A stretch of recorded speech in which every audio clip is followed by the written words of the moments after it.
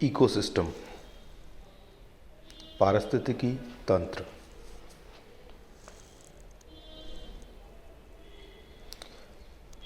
पारिस्थितिकी तंत्र किसी विशिष्ट पर्यावरण में जीव, जंतु, पौधे, वनस्पति एक दूसरे के प्रति प्रतिक्रिया करते हैं। उदाहरण के रूप में मरुस्थलीय परिस्थिति में जीव जंतु एवं वनस्पति की किस्में जलीय जंतु एवं वनस्पति से अलग होते हैं। इस प्रकार का अंतर तालाब में रहने वाले जीव जंतु एवं वनस्पति में होता है।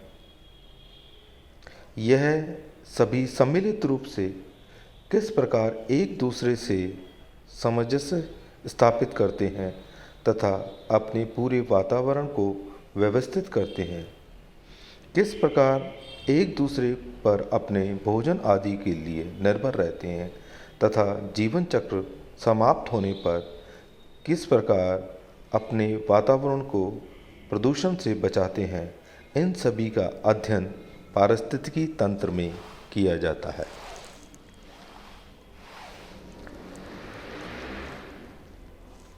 एक प्रकार के पारिस्थितिकी तंत्र में सभी जीव एवं वनस्पति एक दूसरे से अविभाज्य होते हैं। एक की अनुपस्थिति से दूसरे का जीवन सीधे प्रभावित होता है।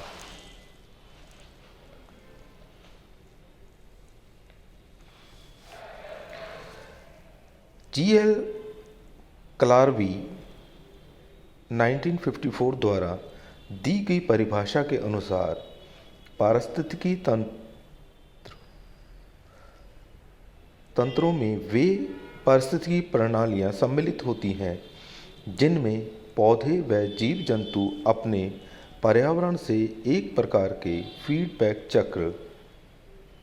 फीडबैक लूप के रूप में जुड़े रहते हैं। अर्नेस्ट हैक्ल प्राणियों का अपने आसपास के कार्बनिक व अकार्बनिक पर्यावरण का संपूर्ण संबंध पारिस्थितिकी तंत्र कहलाता है। टेलर 1936 पारिस्थितिकी प्राणियों के उन सभी संबंधों को कहते हैं जो उनके संपूर्ण पर्यावरण से रहता है। इससे यह तात्पर्य है कि पौधों व जंतु अपने चारों ओर के पर्यावरण से स्वयं जीवित रहने के लिए आवश्यकता पूर्ति करते हैं तथा साथ ही अपने पर्यावरण को भी पोषण प्रदान करते हैं। इस प्रकार दोनों के मध्य यह प्रतिपुष्टि चक्र लगातार चलता रहता है। किसी कारणवश यदि इस चक्र की कोई कड़ी टूटने लगती है तो पारिस्थितिकी तंत्र में असंतुलन होने लगता है तथा पूरे तंत्र पर उसका दुष्प्रभाव व्याप्त हो जाता है।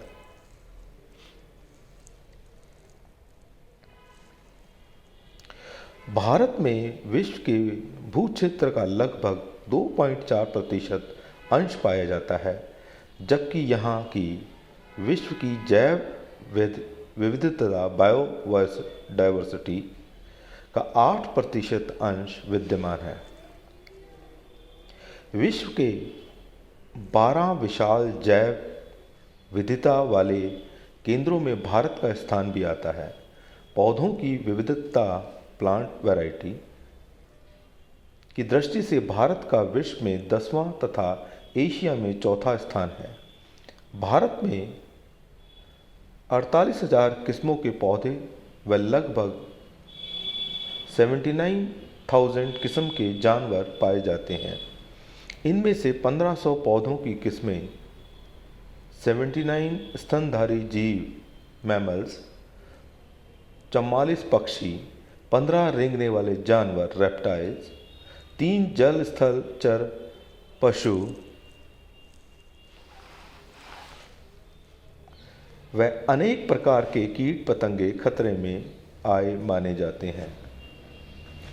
यह जैविक खतरा वास्तव में हमारे लिए एक भारी चिंता का विषय है। पशुओं का अनधिकार शिकार व उनके अवैध व्यापार को लगने से ही जैव विविधता की रक्षा संभव है।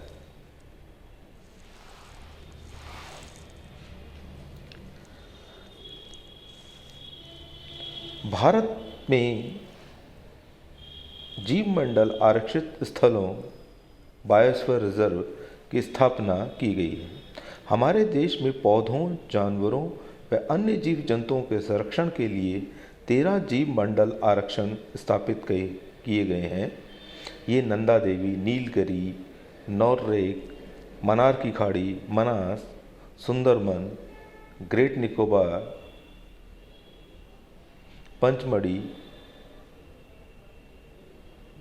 कंचनजंगा में स्थित हैं। पारिस्थितिकी विकास से संबंधित आंकड़े एकत्र करने व अनुसंधान करने के लिए दिशा निर्देश जारी किए गए हैं और गैर सरकारी संगठनों का भी जन जागृति के लिए उपयोग किया गया है। टाइप्स ऑफ इकोसिस्टम, इकोसिस्टम के प्रकार। इकोसिस्टम दो प्रकार की होती हैं, नेचुरल और आर्टिफिशियल, या जिसको मैन मेड कहते हैं। नेचुरल दो प्रकार का होता है, टेरेस्ट्रियल जो भूमि पर होता है, एक्वेटिक जो जल में होता है। एक्वेटिक फिर मैरीन, फ्रेश वाटर, और जबकि टेरेस्ट्रियल में ग्रासलैंड, डेजर्ट, इस प्रकार से इकोसिस्टम को बांटा गया है। भारत में प्रमुख पारिस्थितिकी प्रणाली।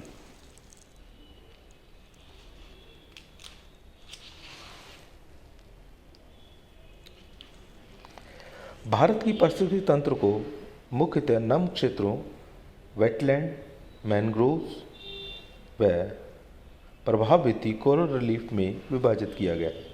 नम क्षेत्रों में कई भौगोलिक प्रदेश शामिल हैं, जैसे उत्तर में लद्दाख का शुष्क प्रदेश, पूर्व में इम्फाल का नम जलवायु वाला भाग, पश्चिम में राजस्थान का गर्म शुष्क भूभाग, मध्य भारत में उष्ण मानसूनी प्रदेश, दक्षिण प्राय भारत में उष्ण मानसूनी प्रदेश, दक्षिण प्रायद्वीप व पठारी नम व उत्तर प्रदेश।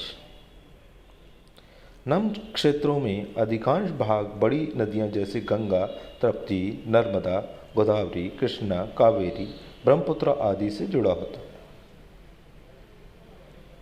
सरकार ने 20 नम प्रदेशों को संरक्षण प्रदान करने के लिए चुना है।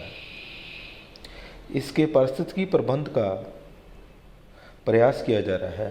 सरकार केवलादेव राष्ट्रीय पार्क भरतपुर, चिल्का झील क्षेत्र उड़ीसा, हरिके पंजाब आदि की व्यवस्था को उन्नत करने का प्रयास कर रही है।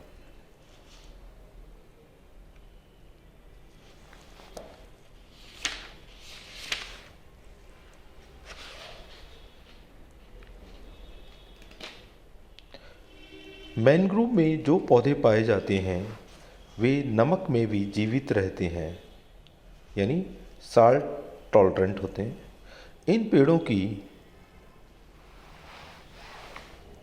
छाल दवाई बनाने व चमड़ा बनाने के काम में आती है। ये मुख्यतः उष्ण व अर्ध उष्ण कटिबंधीय प्रदेशों में पाए जाते हैं। ये समुद्र तट को आगे बढ़ाने से रोकता है। ये भारतीय समुद्र तट पर दूर तक फैलते हैं। इनके कुल क्षेत्र पर लगभग 6000 वर्ग किलोमीटर है। सरकार ने 15 मैनग्रोव क्षेत्रों के संरक्षण व प्रबंधन के लिए चुना है, जिनमें कच्छ की खाड़ी गुजरात, उत्तरी अंडमान व निकोबार द्वीप गोवा, सुंदरबन पश्चिम बंगाल, महानदी डेल्टा, गोदावरी डेल्टा आदि। कोरल की चट्टानें छिछले पानी वाली उष्णकटिबंधीय सामुदायिक पारिस्थितिकी तंत्र होती हैं। इनमें पौधों व जीव जंतुओं की काफ़ी विविधता पाई जाती है।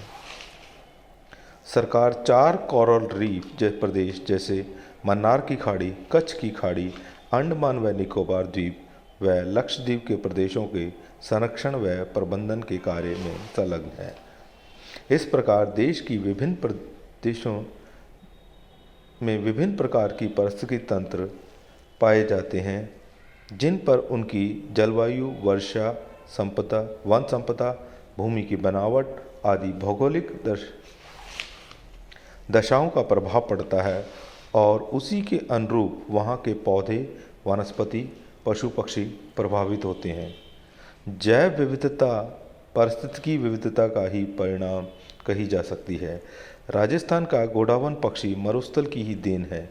खेजड़ी का कल्प वृक्ष राजस्थान में ही उगता है, अन्यत्र नहीं। अतः विभिन्न प्रकार के पारिस्थितिकी तंत्र अपने में विभिन्न प्रकार की विशेषताएं संजोए व संवारे हुए हैं, जिनका संरक्षण व उचित प्रबंधन करना समाज व सरकार की जिम्मेदारी है।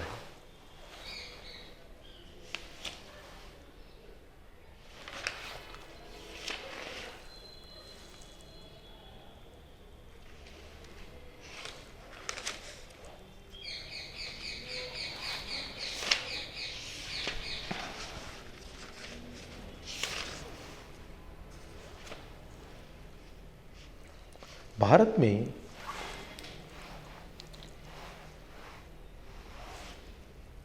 वन्य जीव भारत में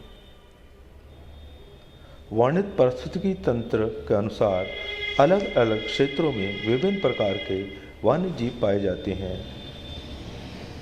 जो इस प्रकार से हैं। हिमालय प्रदेश के लद्दाख के ठंडे शुष्क भाग में चिंकारा, काला मृग, याक आदि जीव पाए जाते हैं। इसके निचले भाग में जहाँ वनों की काफ़ी भरमार पाई जाती है, उसमें पंजाब से लेकर हरियाणा, हिमाचल प्रदेश, उत्तर प्रदेश, पश्चिम बंगाल व असम के क्षेत्र शामिल है, जिसमें बाघ, हाथी, गैंडा, मृग आदि पशु होते हैं। राजस्थान के मरुस्थलीय प्रदेश में हिरण, चीतल आदि तथा मैदानी भागों में जहाँ घने जंगल होते हैं, वहाँ शेर, हाथी, नीलगाय आदि भी पाए जाते हैं। हिम स्थानों पर अलग अलग प्रकार के जंतु जैसे याक, बकरी आदि पाए जाते हैं।